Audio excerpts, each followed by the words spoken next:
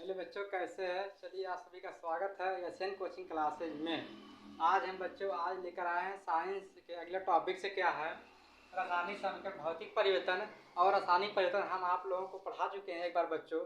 इसके बाद जो है आज अगले टॉपिक से रासायनिक समीकरण भी पढ़ा दिए हैं।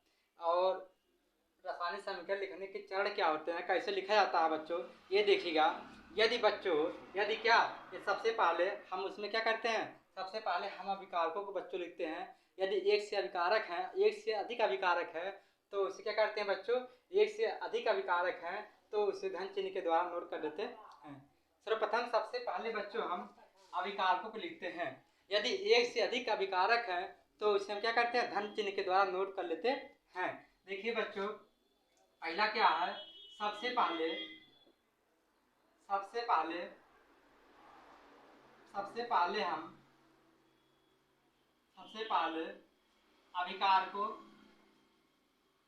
अभिकारकों को लिखा जाता है। तो क्या कहता है, लिखा जाता है। यदि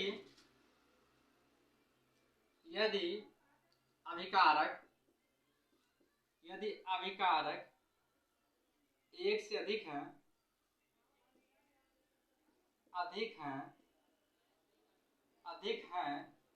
तो एक से अधिक हैं तो उन्हें धन चिन्ह के द्वारा, एक से अधिक है तो उन्हें धन चिन्ह के द्वारा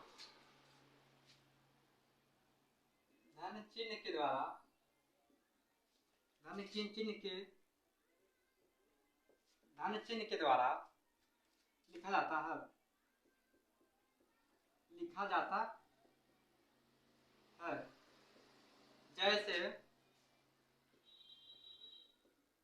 जैसे बच्चों NaOH प्लस HCl, तीन लगा करके NaCl प्लस क्या बच्चों H2O।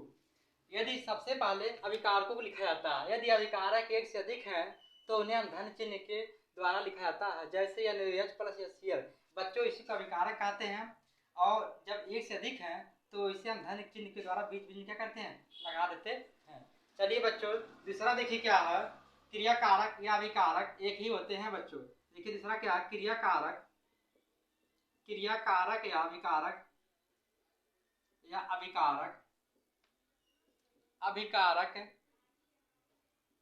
क्रियाकारक या अभिकारक एक ही होते हैं। क्या होते हैं बच्चों, एक ही होते हैं। क्रियाकारक या अभिकारक बच्चों एक ही होते हैं। अभिकारकों के बाद बच्चों क्या करते हैं, अभिकारकों के बाद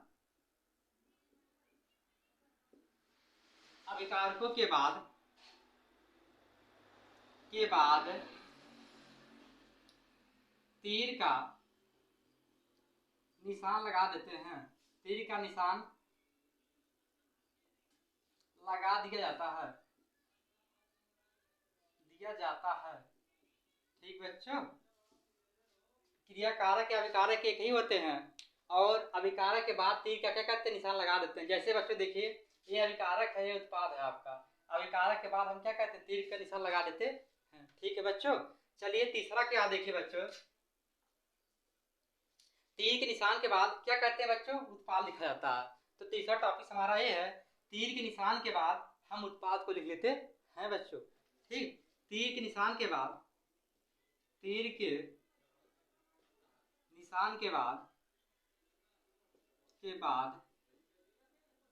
हम उत्पाद को लिख लेते हैं।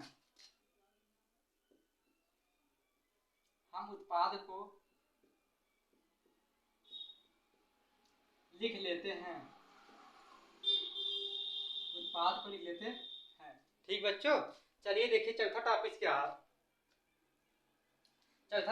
बच्चों, द्रव्यमान संरक्षण के अनुसार किसी भी अभिक्रिया के दौरान ना तो द्रव्यमान बढ़ता है और ना ही घटता है। देखिए बच्चों, द्रव्यमान संरक्षण के अनुसार द्रव्यमान संरक्षण के अनुसार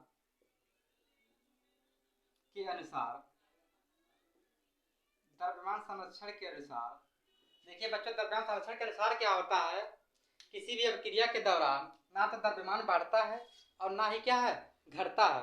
द्रव्यमान संरक्षण के अनुसार किसी भी अभिक्रिया के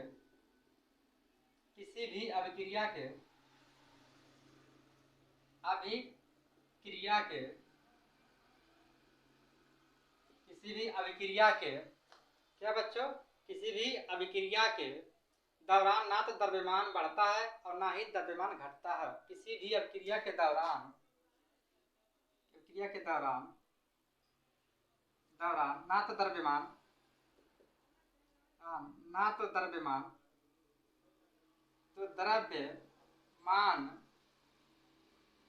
बढ़ता है, ना तो द्रव्यमान बढ़ता है बच्चों, ना तो घटता, ना तो द्रव्यमान बढ़ता है, ना तो द्रव्यमान बढ़ता है और ना ही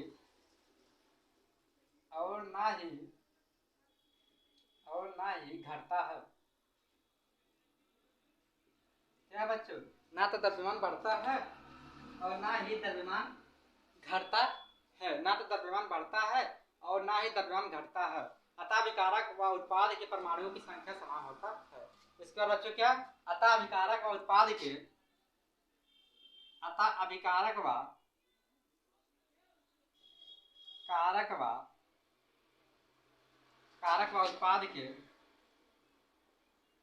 उत्पाद के द्रव्यमान समान रहता है। उत्पाद के द्रव्यमान समान रहता है।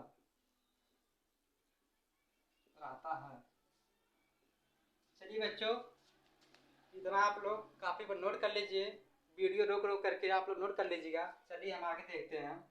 इससे पहले फिर देखिए एक बार, सबसे पहले अभिकारकों को लिखा जाता है। यदि अभिकारक एक से अधिक है तो उन्हें धन चिन्ह के द्वारा लिखा जाता है। जैसे देखिए अभिकारक बच्चे उत्पाद होता है, एक से अधिक है जिसके बीच में धन चिन्ह लगा देते हैं। उसके बाद क्या तीसरा क्या है, क्रियाकारक या अभिकारक एक ही होते हैं, अभिकारकों के बाद तीर का निशान लगा दिया जाता है। अगला देखिए बच्चों क्या है, तीर के निशान के बाद हम उत्पाद को लिख लेते हैं। अगला क्या है, द्रव्यमान संरक्षण के अनुसार किसी भी अभिक्रिया के दौरान ना तो द्रव्यमान बढ़ता है और ना ही घटता है। जब अभिक्रिया होता है बच्चों, ना तो इनका द्रव्यमान बढ़ेगा और ना ही क्या है, घटेगा।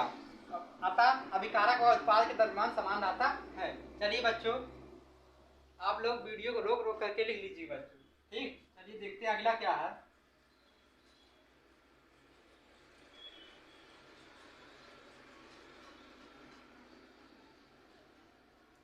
ना तो द्रव्यमान बढ़ता है और ना तो द्रव्यमान घटता है।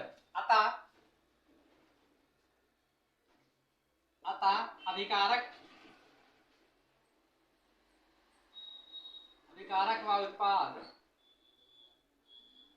व उत्पाद के परमाणुओं की संख्या समान होता है।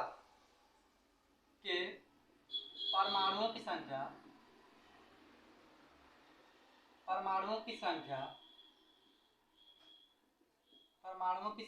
समान होता है। क्या होता है बच्चों, परमाणुओं की संख्या समान होता है। इसलिए समीकरण को संतुलित किया जाता है। इसीलिए बच्चों, समीकरण को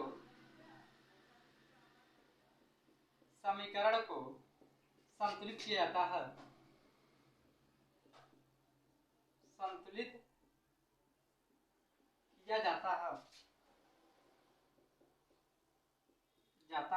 अगला देखिए बच्चों क्या है, यदि समीकरण बच्चों, अगला देखिए क्या है, यदि समीकरण संतुलित नहीं होता है तो उसे हम कंकाल समीकरण कहते हैं। क्या कहते हैं बच्चों, पांचवा देखिए क्या है, यदि समीकरण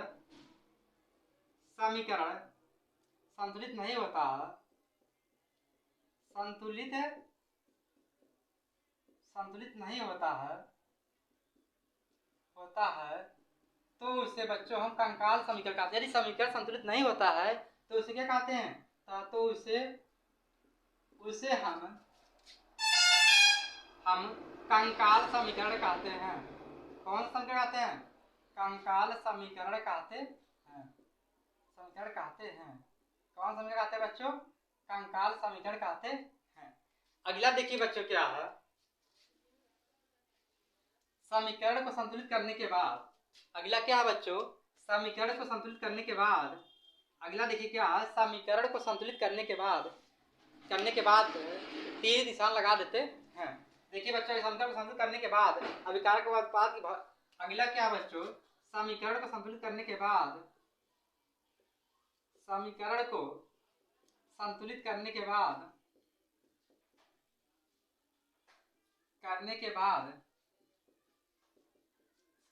बाद अभिकारक व उत्पाद की भौतिक अवस्था लिख लेते हैं।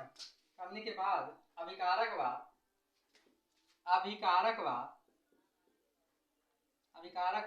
उत्पाद की भौतिक, अभिकारक व उत्पाद की भौतिक अवस्था लिख लेते हैं। उत्पाद की भौतिक अवस्था को लिख लेते हैं।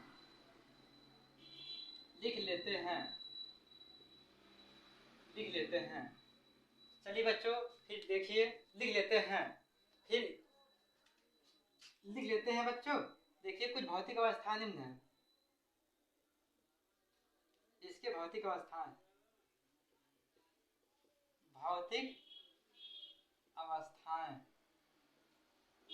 यदि बच्चों वह क्या ठोस है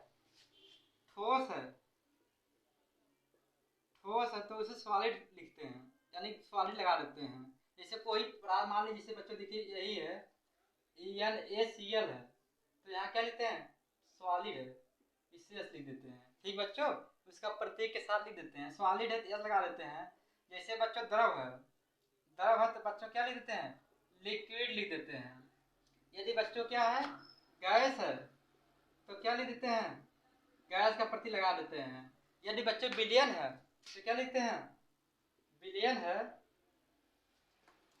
यदि विलयन है तो देखिए बच्चों क्या लिखते हैं, यदि विलयन है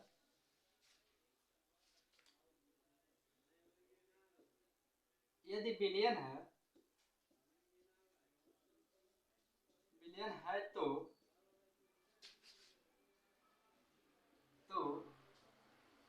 विलयन AQ लिख लेते हैं।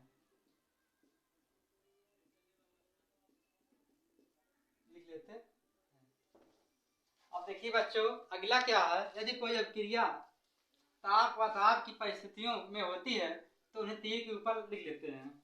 अगला क्या है बच्चों, सातवां देखिए, यदि कोई अभिक्रिया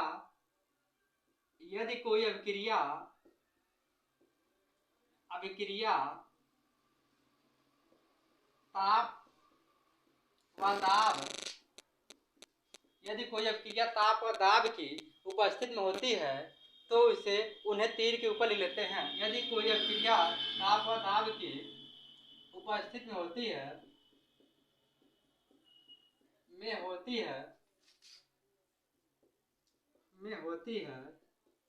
तो उसे तीर के ऊपर लिख लेते हैं बच्चों। तो उसे तीर के ऊपर लिख लेते हैं। ऊपर क्या करते हैं, लिख लेते हैं। अगला देखिए बच्चों, क्या यदि कोई अभिक्रिया उत्क्रमणीय है तो उसे किस चिन्ह के द्वारा दर्शा देते हैं। देखिए, यदि कोई अभिक्रिया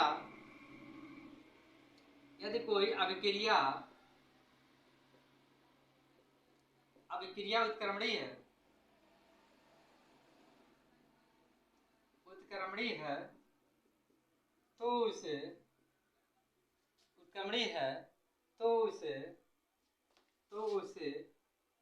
के द्वारा नोट करते हैं।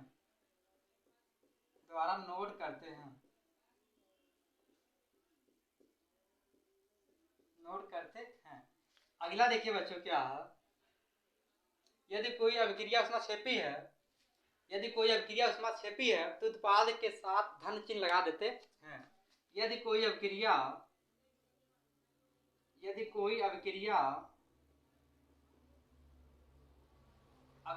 उष्माक्षेपी है तो उसे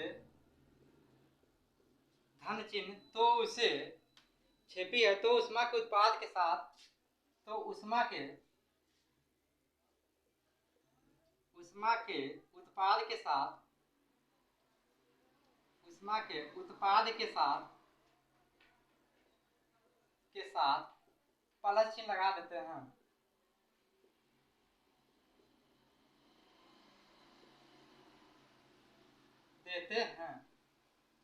अगला देखिए बच्चों क्या है, लगा देते हैं। यदि अपक्रिया ऊष्माक्षेपी है तो उसे ऊष्माक्षेपी है तो उस उत्पाद के साथ बच्चों माइनस चिन्ह लगा देते हैं। ऊष्माक्षेपी है तो उत्पाद के साथ माइनस चिन्ह लगा देते हैं। अब अगला देखिए क्या है, यदि अभिक्रिया ऊष्मा शोषी है, ऊष्मा क्या है शोषी है, तो उसे उत्पाद के साथ धन चिन्ह लगा देते हैं। यदि अभिक्रिया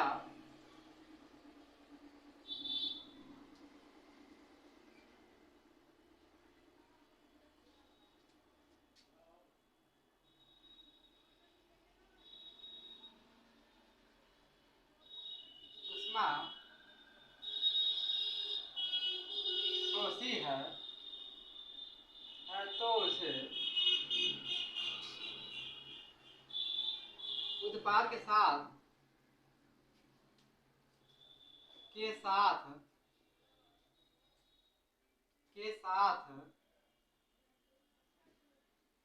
माइनस चिन्ह लगा देते हैं।